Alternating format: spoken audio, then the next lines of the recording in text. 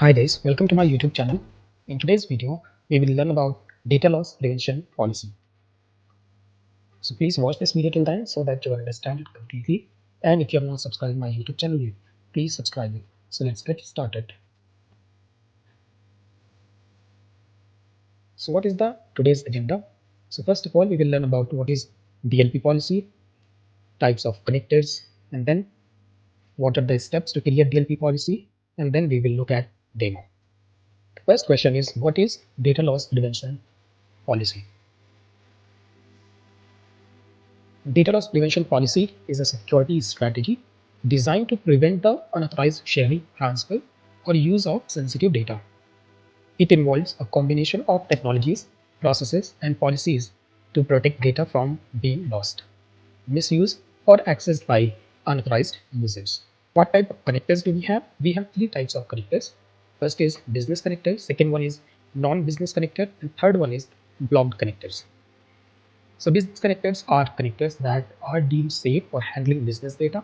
They are typically used for applications and services that are essential for business operations, such as Office 365, SharePoint, and Dynamics 365. In business connectors, data can flow freely between business connectors. Non-business connectors, these connectors are considered less secure for handling sensitive business data.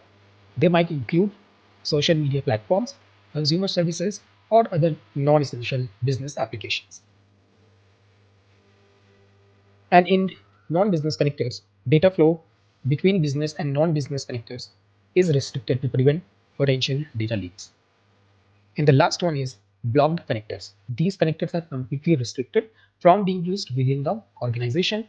They are blocked due to the security concern or because they are not relevant to business operations. And no data can flow to or from blocked connectors.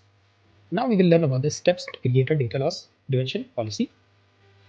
So first of all, you have to go to admin.powerplatform.microsoft.com, and after logging into it, you have to navigate to policies from the left sidebar and then click on data policies.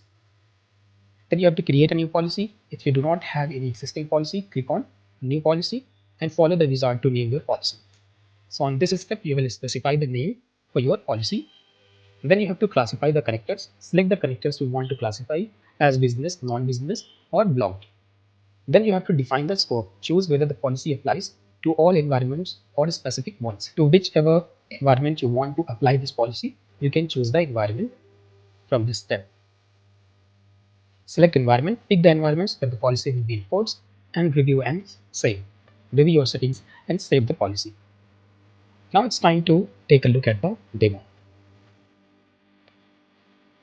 Here I'm already logged in to admin.powerplatform.microsoft.com. Now here I have this policy. I will click on data policy and then I will click on new policy. Here I will give the name of the policy, let's say blocked connectors, and then I will click on next. Here I will choose the environment and then I will click on add to policy. Then you will see that added to policy is having 1, right? And after this I will click on next. It will take some time to load the connectors, and then from here I will choose OneDrive, and then I will click on block and I will click on next, and then I will click on create policy. Here you can see that the policy has been created. Now I will log into make.powerautomate.com. You have to make sure that you have navigated to the same environment where the policy has been deployed. And then I will click on instant cloud flow. And then from here I will choose manually prepare a cloud flow, click on create. I will click on plus and then add an action. And then in the search bar I will type OneDrive. And let's say I will use list files in folder. And then I will click on sign in. Here you can see that it says connection creation edit of shared OneDrive has been blocked by data loss prevention policy blocked connectors, right? So this is how you can create data loss prevention policy in Power Automate.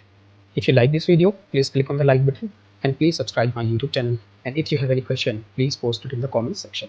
Thank you for watching. Have a great day.